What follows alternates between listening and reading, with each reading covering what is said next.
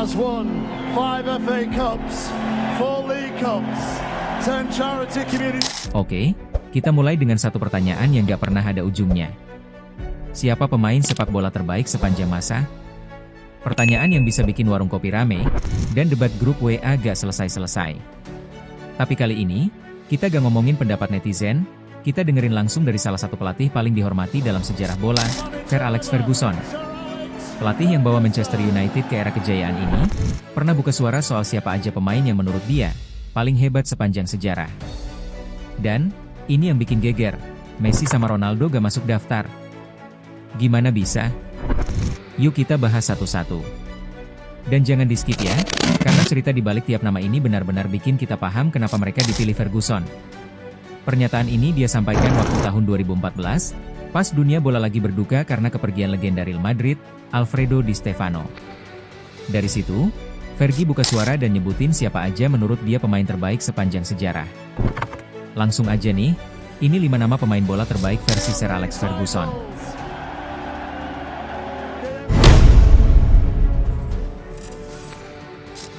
1. Johan Cruyff, si otak, Total Football.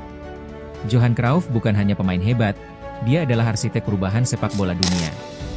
Lahir di Belanda, Cruyff tumbuh di lingkungan yang benar-benar mencintai sepak bola. Sejak kecil, dia sudah punya naluri bermain yang unik. Cara dia mengatur permainan, membaca ruang, dan melakukan pergerakan tanpa bola itu udah di atas rata-rata. Sebagai pemain, dia dikenal karena kontrol bolanya yang luar biasa, kecepatan, dan kecerdasannya. Di Ajax, dia membawa klub itu menjadi kekuatan besar Eropa, bahkan memenangkan 3 trofi Liga Champions berturut-turut. Lalu saat ke Barcelona, dia bukan hanya sukses sebagai pemain, tapi jadi simbol filosofi yang bertahan sampai sekarang. Gaya, Total Football, yang dipopulerkan Belanda adalah salah satu warisannya. Ini adalah filosofi di mana setiap pemain bisa bertukar posisi dengan cepat, membuat permainan lebih cair dan fleksibel. Sir Alex Ferguson sendiri sangat menghormati Cruyff karena dia bukan cuma bintang di lapangan, tapi juga di luar lapangan saat jadi pelatih. Cruyff juga dikenal sebagai mentor bagi banyak pelatih top saat ini. Pep Guardiola, misalnya, adalah murid langsung filosofi Cruyff saat di Barcelona.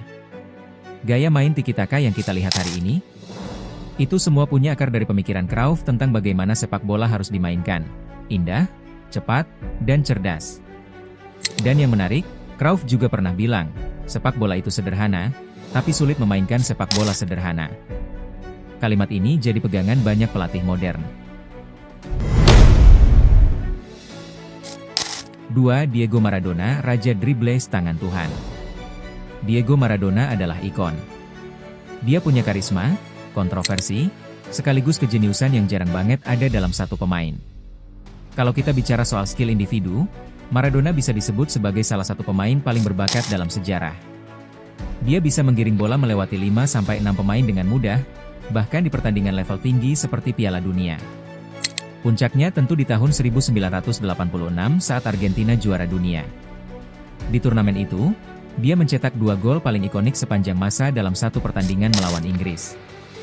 Gol pertama, tangan Tuhan.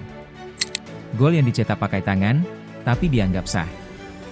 Gol kedua, soloran dari tengah lapangan yang bikin 5 pemain Inggris ketinggalan napas, itulah yang bikin dia disebut Dewa Bola.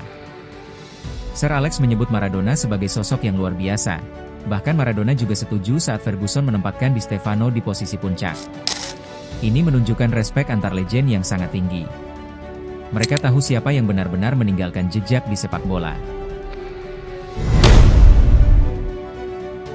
3. Pelé, Raja Piala Dunia. Kalau Maradona adalah dewa bagi Argentina, maka Pelé adalah simbol kebanggaan Brasil. Bayangin, dia debut di Piala Dunia usia 17 tahun, dan langsung nyetak gol di final. Itu bukan dongeng, itu nyata. Dia jadi satu-satunya pemain yang pernah memenangkan 3 trofi Piala Dunia, 1958, 1962, dan 1970. Gaya mainnya elegan, tekniknya halus, dan visinya luar biasa. Bahkan dalam era ketika teknologi pelatihan belum secanggih sekarang, Pelé sudah tampil seperti pemain masa depan. Pelé mencetak lebih dari 1000 gol sepanjang karirnya, meskipun banyak yang memperdebatkan hitungannya. Tapi satu hal yang pasti, kontribusinya buat sepak bola gak bisa diukur cuma dari angka. Ferguson bahkan sampai bilang bahwa Pele adalah simbol keindahan dalam sepak bola, dan ucapan perpisahannya saat Fergie pensiun adalah bentuk penghargaan yang luar biasa. Yang menarik, Pele juga pernah ditawari main di Eropa, tapi dia memilih bertahan di Brasil dan menjadi ikon nasional. Bahkan pemerintah Brasil saat itu menjadikannya harta nasional, supaya dia nggak bisa dibeli klub luar negeri. Itu menunjukkan betapa pentingnya sosok Pele, bukan cuma buat sepak bola, tapi buat identitas nasional negaranya.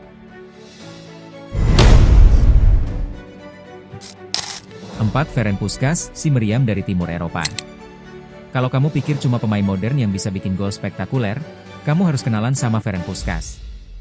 Dia adalah pemain yang berasal dari Hungaria dan jadi bintang pada era 1950-an, ketika sepak bola belum terlalu tersorot media seperti sekarang. Tapi justru dari era itu, muncul pemain yang punya insting mencetak gol luar biasa, dan itu adalah Puskás. Puskás memperkuat Real Madrid dan mencetak ratusan gol, bahkan sempat mencetak 4 gol di final Piala Eropa 1960.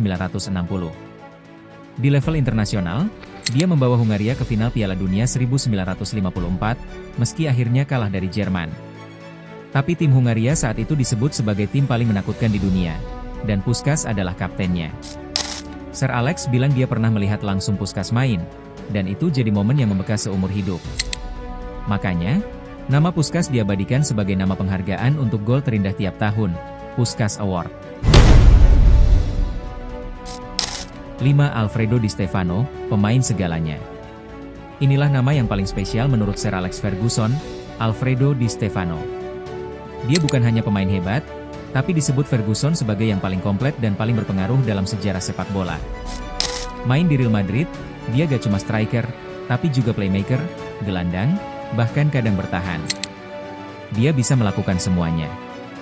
Di Stefano adalah jantung permainan Real Madrid era 1950-60-an, saat mereka mendominasi Eropa dan memenangkan 5 gelar Liga Champions secara berturut-turut.